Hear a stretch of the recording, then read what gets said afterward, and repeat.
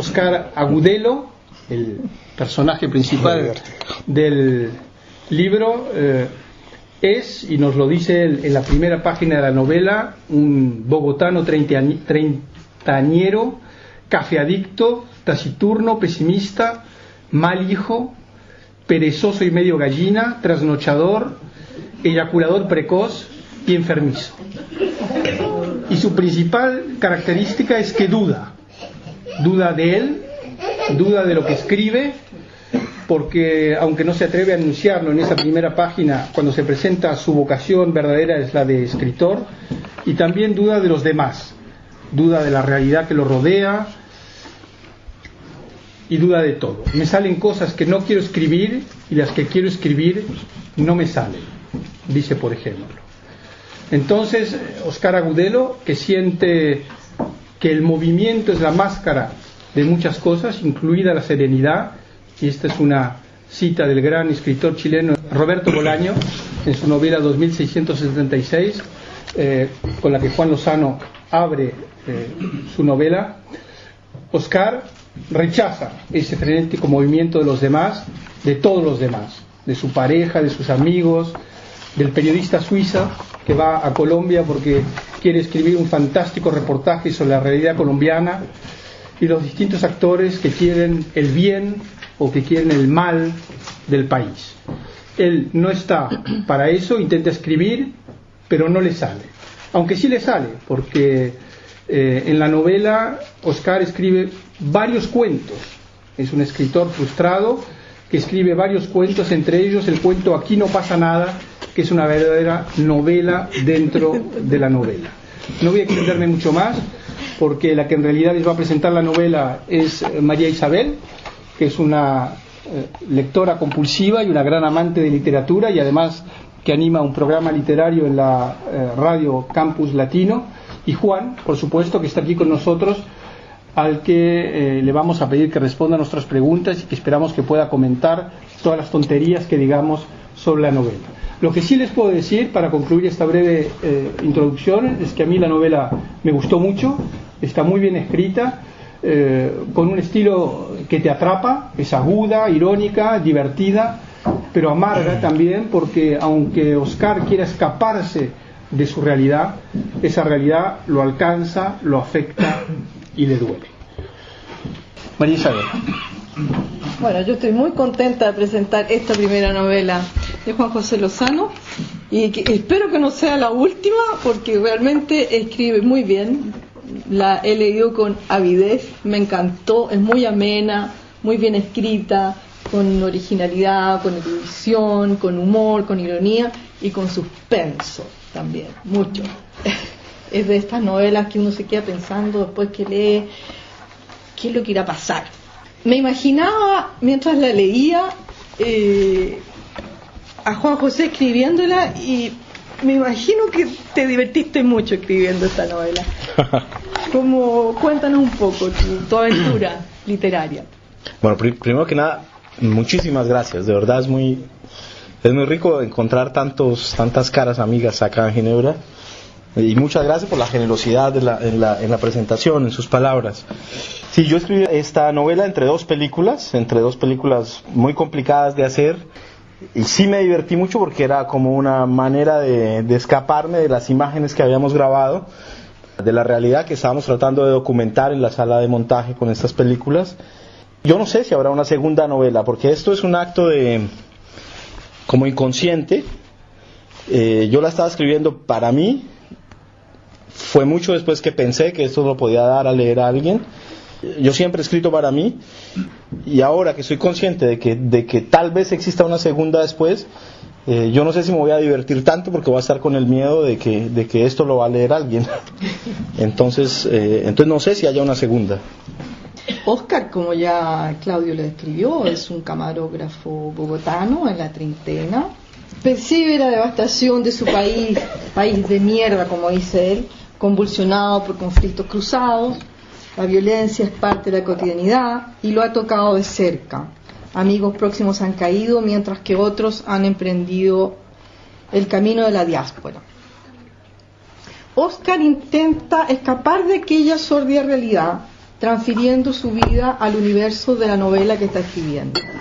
En cierto modo lo consigue escribiendo, porque incluso se pasa 6 días y 6 noches encerrado escribiendo sin lavarse, sin dormir, frenéticamente, un apasionante thriller, ya lo leerán, pero al mismo tiempo no lo consigue, pues el país de mierda, como dice él, con sus secuestros, bandas, narcos y violencia cotidiana, emerge a cada instante en la novela de Oscar.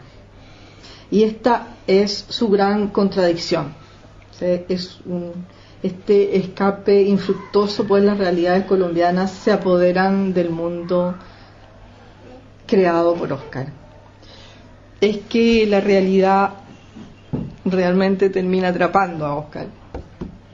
Es indudable, viniendo de un país como ese y viniendo de un continente como el que nos tocó, pues es difícil escaparse de ahí, es difícil crear otros mundos. A mí personalmente me hubiera gustado hacer películas de ficción, por ejemplo, y me gustaría hacer una comedia algún día. Y he intentado, un par de veces me he sentado y con toda la disponibilidad de trabajar en eso, pero es complicado, más allá de porque te falte el talento es porque es una realidad muy dura y es muy difícil mirar para otro lado y concentrarse y que las cosas salgan bien. Entonces termina uno volviendo a ese país y a tratar de contarlo, de crear algo que sea como un escape para esa rabia y esa frustración y esa necesidad o de denunciar o de gritar o de decir, y termina uno volviendo a esos temas, y a mí me parece que es muy frustrante también. Y como creador también, por ejemplo, si uno mira la cinematografía colombiana, por ejemplo, es muy difícil despegarse de esos temas. Es necesario hablar de lo que está pasando, pero también es refrescante a veces despegarse de esos temas y tratar de mirar a otro lado y de imaginar un mundo diferente. Un buen día surge Cedric en la vida de Oscar. Cedric es un documentalista suizo que aterriza en Bogotá para hacer un documental sobre el valor y la persistencia de la vida en medio del caos y la guerra. Eso es lo que dice Cedric.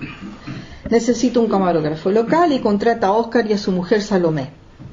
Aunque su mujer está orgullosa de hacer un documental para la televisión europea, Oscar percibe a Cedric como la encarnación de un europeo occidental social bacano, demócrata, Greenpeace, altermundialista, libre pensador, latinoamericanista, ONG, comprometido y hermanado con el sufrimiento del hombre universal.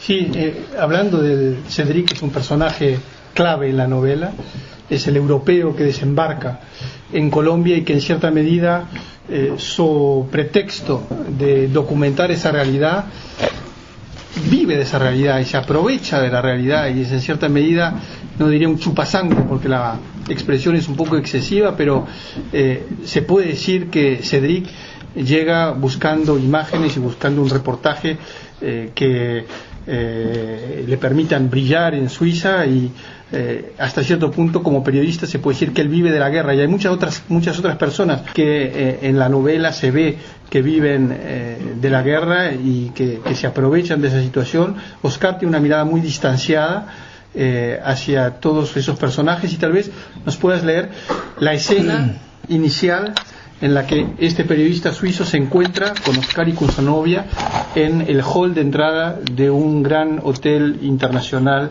de Bogotá. Sí, sí. Pero es difícil también, porque cuando yo estaba escribiendo esta escena, por ejemplo, y otros, porque ese Cedric es alguno de los amigos que yo tengo, es decir, es el mundo en el que yo viví durante muchos años.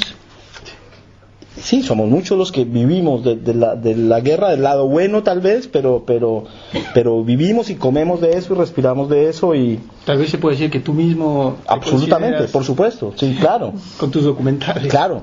Y hay una reflexión de Cedric a mitad de la novela. Él dice: si se acaba esto, si se firma la paz mañana, pues me quiebro, porque ¿qué voy a filmar? O sea, me toca volverme a la realidad europea de Suiza, donde no pasa nada, y ¿qué más voy a hacer por Emil?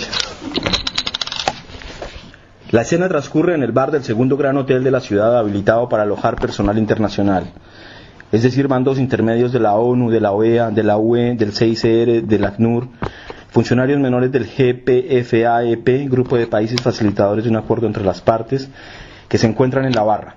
Numerosos periodistas de A, B, C, D, E, F, G, H, que se pasean charlando a su lado, asesores técnicos europeos y asesores militares estadounidenses de los grados 3 y 4 del gobierno militar de emergencia, que se sientan en la mesa de allí nomás, militares secretos de segundo rango de los países del GPFAEP, algunos periodistas de IJKLMN, muchísimos periodistas de EÑE, algunos de los cuales vienen entrando al hotel en franca algarabía, mientras otros más están saliendo, y unos cuantos de OPQRSTV, una delegación minúscula de reporteros gráficos de WXYZ, militares nacionales de inteligencia, miembros activos y en retiro de las policías secretas F2, B2 y DAS, traductores adscritos a las dependencias regionales de la ONU, UE, ACRICAT, UE, CICR, OACDHUN, ACNUR, etc., que acaban de salir del ascensor y que se quedan hablando un rato en medio de la polifonía excitada del lobby donde se encuentra el bar, representantes de la industria militar en la línea familiar o de armas menores pululando por ahí, y que también vienen con sus respectivas siglas, como la SACO finlandesa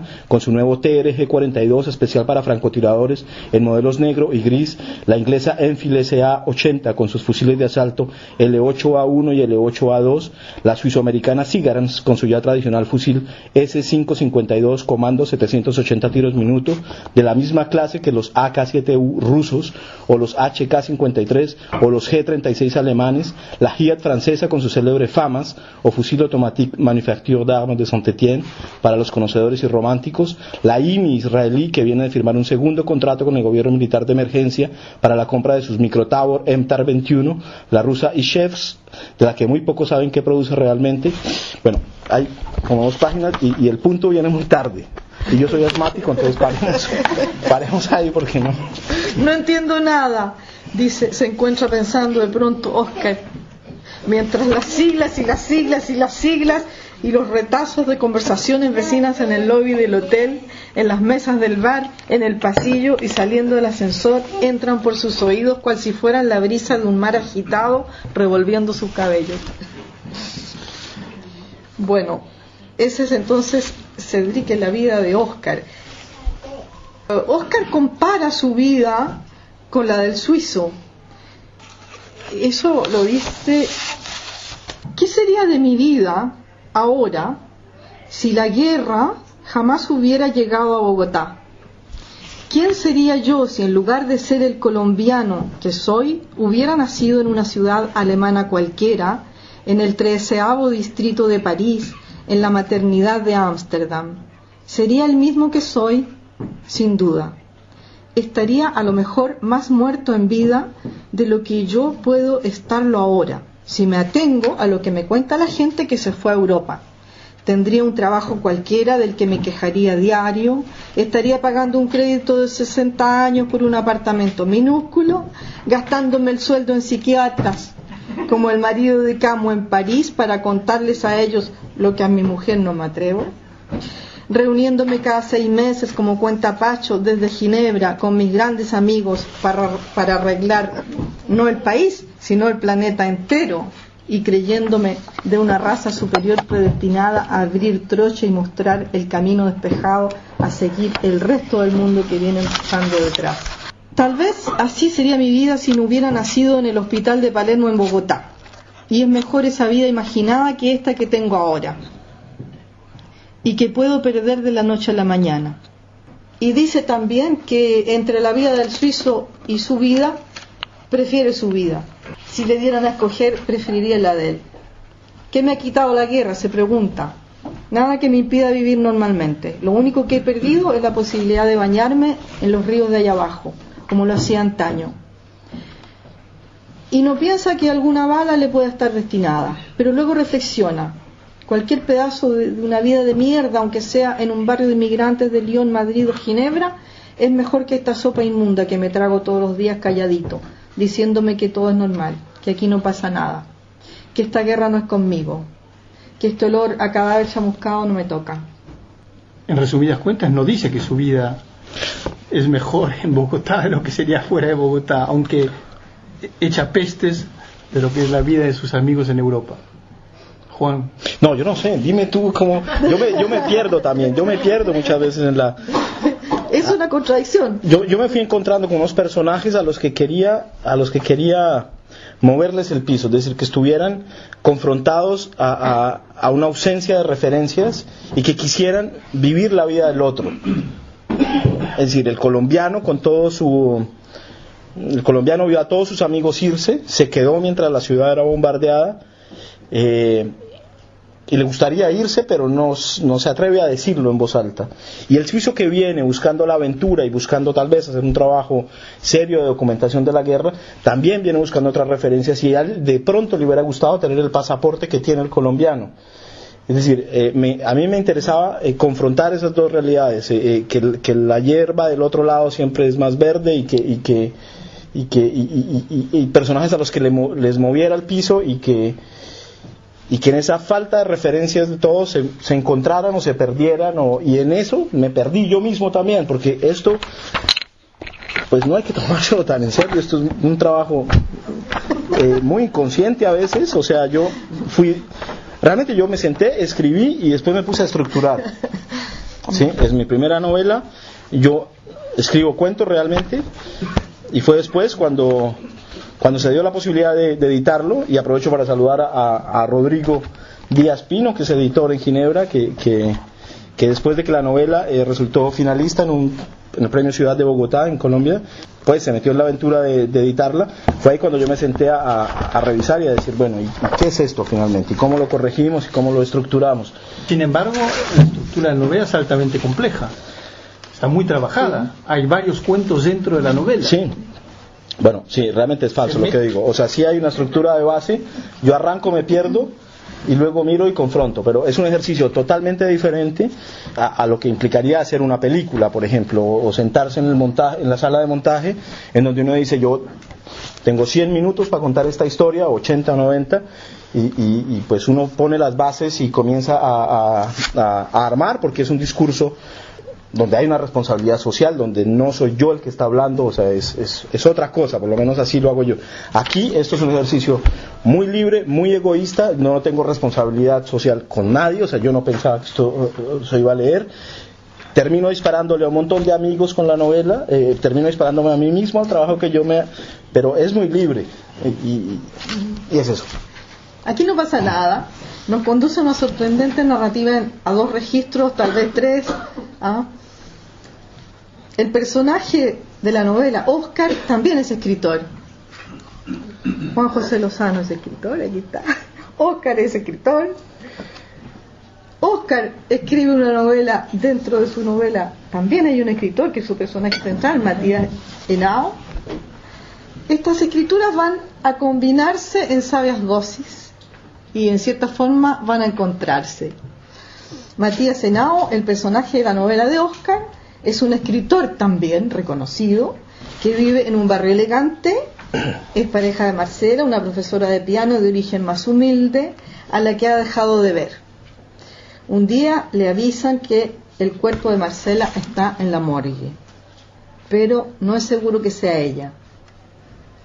Matías ve también Bogotá como ajeno y suyo, y escapando a periódicos y a noticiarios, consigue llevar una vida comparable a la que habría podido llevar en otros horizontes. ¿Es Matías una proyección de Óscar?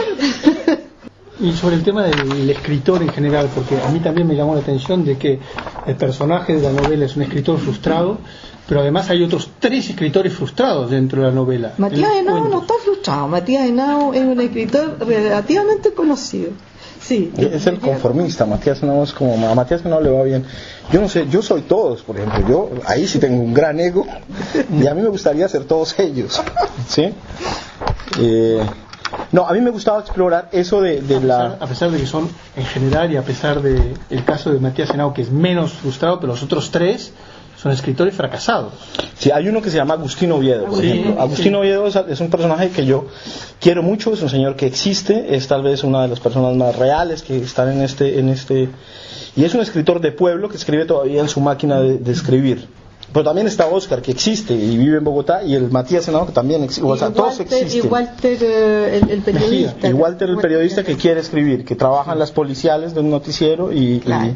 No, a mí me gusta, yo quería explorar eso, quería explorar como ejercicio diferentes voces de narración, y quería hacer una novela que no se terminara. O sea, cuando yo empecé, quería ver que una historia me conducía a la otra y esa a otra, y así hasta el infinito, hasta ver hasta dónde me podía perder. Me perdí lo suficiente. O sea, mi mamá, cuando la terminó de leer, me llamó y me dice, bueno, tengo 10 preguntas, no entiendo qué pasó con esta y qué pasó con esta, y quedan algunos cabos sueltos al final de todo el viaje de escribir esto, que me tomó como casi un año. Me gustó más que el resultado, el proceso de haber hecho todo ese trabajo de arquitectura, de imbricar una historia con otra y un personaje con otro, y asumir las diferentes voces, sin necesariamente tener que resolver todas las historias. ¿Sí? Es decir, encontrándole una respuesta a cada personaje, pero sin que las intrigas, y ahí hablo ya de matemática narrativa, sin que las intrigas me comieran el coco y que tuviera que resolverlas como en un guión o como en una película. No, pues estamos en un ejercicio libre, y es un ejercicio en el que yo me voy a comunicar con un posible lector. Es una cosa de tú a tú, no es como en la sala de cine que todo debe terminar cerrado. Bueno, Aquí no pasa nada presenta también una buena dosis de humor y ironía latina. Por ejemplo, cuando se relata cómo un senador del gran país del norte descubre vínculos entre el terrorismo islamista y los descendientes de los turcos, en realidad sirios y libaneses, que llegaron a la costa atlántica de Colombia hace un siglo. Marcela, la pianista, es detenida e interrogada por su posible vínculo con la pequeña Lulú. Calificada de peligrosa paramilitar, se la interroga según el protocolo Shakira 1020, diseñado por la embajada del mismo gran país en Bogotá. Marcela, en su calidad de visitante, recibió el tratamiento Shakira 1020, destinado a la identificación satelital de todas las personas que contactasen a la pequeña Lulú en su lugar de reclusión, con el propósito de determinar los reales vínculos de la organización paramilitar a la que pertenecía la REA con organizaciones terroristas internacionales de filiación islamista. La paranoia de las autoridades estadounidenses se originaba en la creciente vinculación de familias adineradas de la costa atlántica colombiana, de origen árabe, con los grupos paramilitares que operaban en la región. El rumor había nacido luego de una fiesta celebrada en el centro Getsemaní de Cartagena para conmemorar los 100 años de la migración turca al país. Los notables en cuestión no eran propiamente turcos, tenían apellidos sirios y libaneses en su mayoría, pero todo el país los había conocido como los turcos, porque al desembarcar en el puerto de Barranquilla más de 100 años atrás, su registro de migración indicaba como lugar de procedencia el gran imperio otomano de los turcos, que se desmoronaba al terminar el siglo en un puñado de países de mentiras como Siria, Líbano, Bulgaria o Macedonia. La bulla generada por los turcos en Cartagena, el acelerado crecimiento en términos de capacidad militar de los paramilitares en la costa y la proliferación de apellidos árabes de pronunciación gutural que manejaban la economía de la región, fueron los elementos de base que motivaron al senador republicano por el estado de Idaho, Samuel Freeman Rose, a marcar un número telefónico de 13 dígitos en el estado de Arkansas y ordenar a la voz que le respondió que incluyeran a Colombia en la lista y que se abriera cuanto antes una línea de investigación a partir de las palabras siguientes: turco, paramilitar, Cartagena, Getsemaní, Shakira. Quiero decir es que Juan nos lee esta cita, pero probablemente nuestros amables oyentes estén totalmente desorientados, porque lo que cuenta este fragmento de la historia no tiene nada que ver con lo que veníamos contando antes, que era un poco la historia de Oscar y de Cedric y la historia principal. Esta parte que acabamos de leer forma parte de uno de los cuentos, claro, uno de los cuentos importantes, el cuento más importante, que es una novela dentro de la novela, exacto, dentro, claro, de este libro, y que es una novela en la que la realidad colombiana entra de lleno también. Exactamente. Entra de lleno porque ahí entra la historia de esta pareja, Matías Henao, que es el escritor, y su mujer Marcela, en una pareja que se rompe, que está en curso de desintegración, y en la que Marcela se topa con una de las historias trágicas de Colombia, que es la del paramilitarismo y la de una mujer que viene escapando del paramilitarismo, que incluso tiene que irse a Europa escapando de las amenazas que sufre, que ha sido la mujer de un importante paramilitar, a la que ella le ha pegado un tiro porque el tipo era un violento y que tiene que salir corriendo y que le deja a su hijo. Claro, que le deja a su hijo. Justamente yo quería dejar todo eso en suspenso. Bueno, está bien, pero para okay. Y hablar de esta parte que me pareció cómica, porque no sé si investigaste tú sobre los protocolos antiterroristas, ¿y son próximos a la realidad o es pura invención? No, yo parto de noticias. Por ejemplo, esa noticia sí se da en Colombia. Dice, bueno, y cierto, los paramilitares tuvieron una expansión en la costa. Algunas de las familias de origen árabe que están en la costa participaron en esto, pero eso me llevó a pensar, bueno, y algún senador, alguien paranoico dice, bueno, podemos encontrar líneas de relación entre los árabes, que son los malos actualmente de la película en el mundo, y los paramilitares, y nos vamos por ahí a ver qué puede suceder. Otro de los elementos complejos de la estructura de la novela es que los personajes de la novela principal acaban entrando en relación con los personajes de los cuentos que están dentro de la novela, ¿verdad? A través de una pianista búlgara que establece un nexo entre el personaje principal de la película, que es Oscar, y uno de los personajes inventados por Oscar en uno de sus cuentos, que es Matías Henao y su mujer Marcela. Sí. Lo que me pareció interesante, la película parte de una situación completa, la novela, de una situación completamente absurda, que yo se la presto a la novela de Santiago, al cuento de Santiago Gamboa, que se llama El cerco de Bogotá, y es una situación en la cual Bogotá está bombardeada completamente, y la guerra ha llegado a la ciudad. Entonces, a partir de ahí, yo comienzo a estructurar mi novela, y en una situación irreal, y poco a poco voy llevando a esos personajes irreales a una situación de cotidianidad banal, que en Colombia pues es eso, son los paramilitares, es la corrupción, y yo quería que esos personajes evolucionaran en ese mundo cotidiano, con esta pianista búlgara que sí pasó por Bogotá, que sí estuvo en la Sinfónica, con este director búlgaro, y a partir de ahí explorar todas las paranoias posibles y llegar hasta el absurdo de tener a Mulder y a Scully, los personajes de los archivos X, que intervienen en la película, para despegarnos de esa realidad también, para despegarnos y poder irnos a otro lado. Ese era mi intención, salir de una situación muy real para llegar a algo muy cotidiano y muy banal, que sin embargo no es tan cotidiano y tan banal. Es decir, para la gente que está allá en Bogotá sí es la cosa de todos los días. Para alguien que lo mira de afuera es el país complicado que todos conocemos. Hay una escena en la cual un general violador de derechos humanos y próximo de los paramilitares, o sea, nada más real que lo que ocurre en Colombia todos los días, resulta tener como esbirro y como subordinado a nuestro personaje, a Oscar Agudelo. ¿Qué significa eso en la novela? La verdad que a mí eso me sorprendió. Pues yo pienso que lo que hemos dicho desde el comienzo, que por más que tal vez es mi manera de haber trabajado y de haber salido de ese país y de trabajar allí, de que es muy difícil despegarse de esa realidad. Si por más que yo quiera ponerme en otro plano y tratar de otro tipo de temas, pues eso jala. Son situaciones que tú has vivido, que tú has oído, que le han pasado a tus colegas, y que tú dices, bueno, pues acá llega el momento en el que sale. Ese general no estaba planeado, era Oscar al que yo lo estaba llevando por un lado, y de pronto se me aparece, porque es esa realidad que está saltando ahí, y que tú le haces caso en algunos momentos y en otros no. Aquí me parecía que se justificaba, que le podía dar ese matiz más real al personaje, y que pues había que utilizarlo. Es tan simple como eso, sí. Sí, es verdad, hay varias tramas que quedan abiertas en tu novela. Ya lo dijiste, que era un poco también, tú mismo no querías terminarla.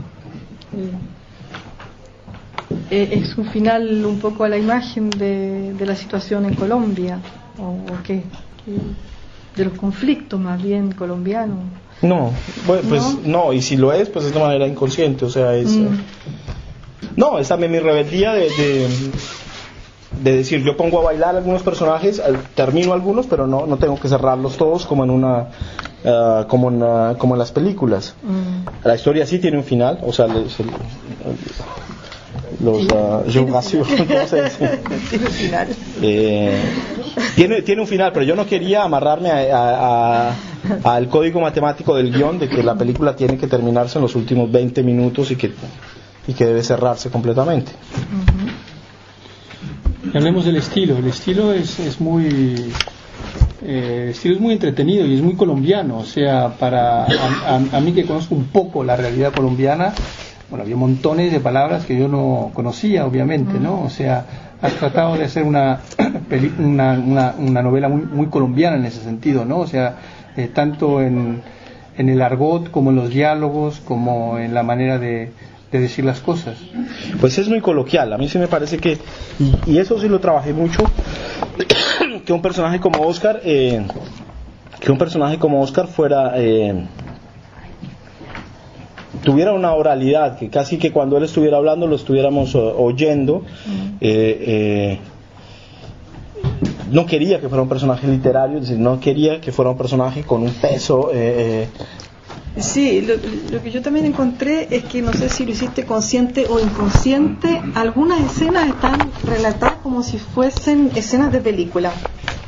Si uno se imagina una cámara que avanza, que se detiene, que toma una imagen más de cerca o más de lejos. Me pasó a mí en varios capítulos, pero no sé si tú tuviste la misma impresión. Una de las últimas, y al comienzo también, cuando él le roba el libro al suizo, el ¿Sí? mismo libro que después leía Marcela. Sí. Ahí va describiendo también escena por escena. Bueno, pero como lo... Sí, ahí eso es un discurso seco en el presente continuo, como se escribiría un guión para ir acompañando al lector en eso que estamos descubriendo. Es decir, ahí sí yo quiero ponerme en un plano más de estar al lado del es decir, no como el director de película que te va mostrando lo que hay que ver, sino ir describiéndolo y descubriéndolo al mismo tiempo. Cuando él mira por la ventana que el edificio al frente se está incendiando, esa también son escenas en que uno se imagina que las están filmando. Quizá. Sí. A mí me pareció eso muy original como forma de escribir, me gustó. Siempre hay un grado de frustración cuando se presenta una novela, porque... Sí, es cierto, porque con la película pues la vemos claro. Y ustedes pues pueden participar más. Claro. Acá es difícil y les agradezco por tanta paciencia No, es difícil transmitir la emoción que uno siente al leerlo, porque son casi 300 páginas, es muy difícil transmitir esa emoción. Espero que algo les hayamos transmitido y que puedan, los invito a gozar a ustedes de esta novela, y también pueden hacer disfrutar a sus amigos, porque se acercan las Navidades, acuérdense, es un estupendo regalo de Navidad. Y muchas gracias, Juan José. No, María Isabel, muchas gracias. No.